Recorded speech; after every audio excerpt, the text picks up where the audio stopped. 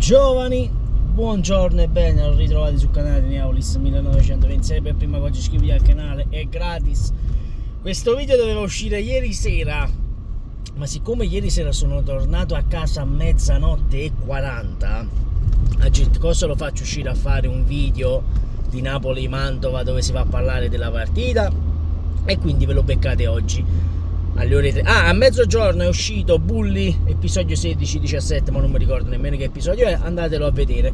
Detto questo, signori, Napoli-Mantova 3-0, e che dire, i carichi pesanti si iniziano a vedere, i carichi pesanti di Antonio Conte si iniziano a intravedere.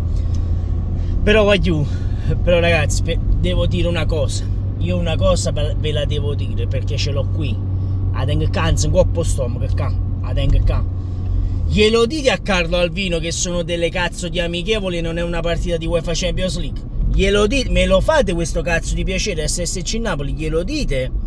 Per piacere, cioè per piacere, glielo dite? Perché io non posso sentire una telecronaca sull'1-0, il primo gol di Nistorm, se non sbaglio.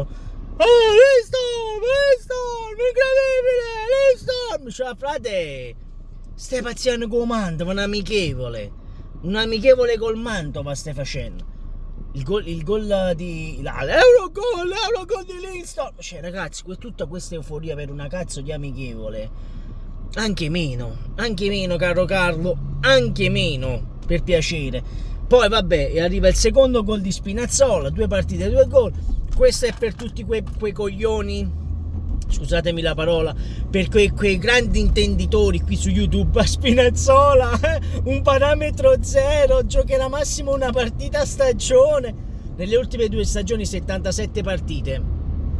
Quindi quando voi volete parlare di calcio, perché poi volete parlare di calcio e non sapete parlare calcio, perché Spinazzola acquistato a 0 è un grandissimo colpo e non lo scopriamo oggi Spinazzola. E vi ripeto, se Spinazzola non si spaccava se non sbaglio il crociato, se non sbaglio il ginocchio, ma non mi ricordo cosa si ruppe, era uno dei migliori terzini o esterni, il braccetto di qui, il quinto, va bene, mettiamo così perché ora si chiamano i braccetti, non si chiamano più centrocampisti esterni, si chiamano braccetti, il calcio moderno.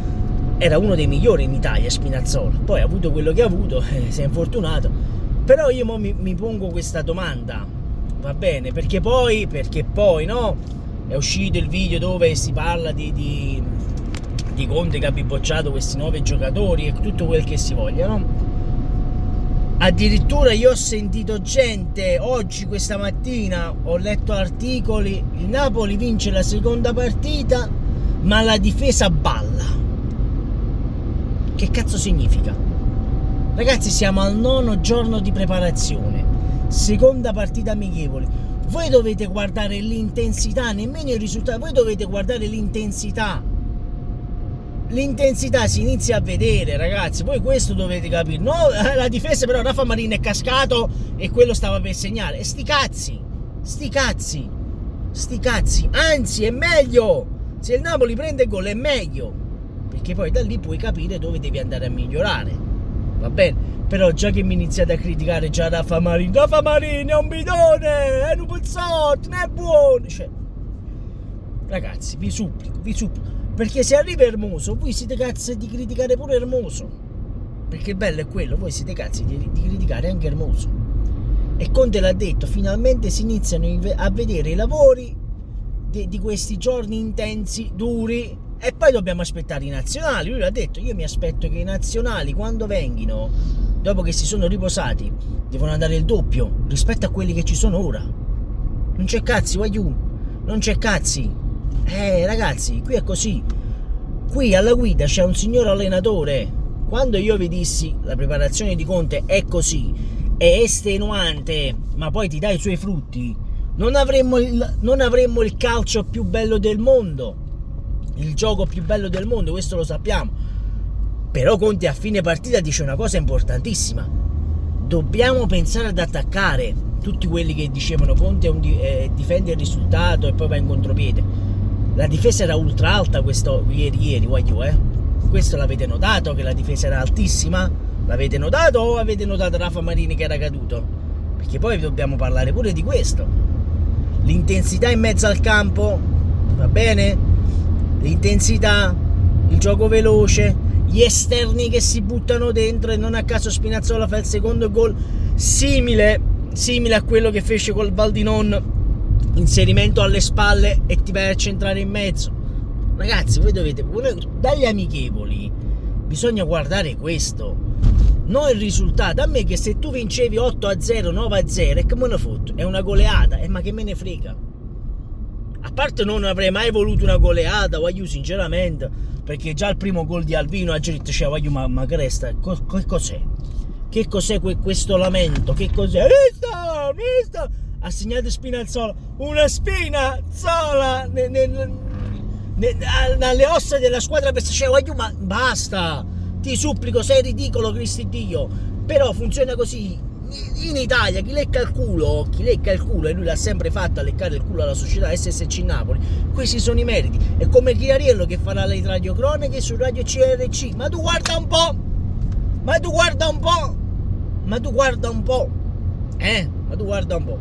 Comunque, a parte questo,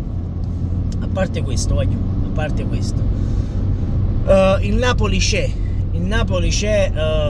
io ho già letto i commenti sotto le analisi dei video e via discorrendo, della sintesi delle partite.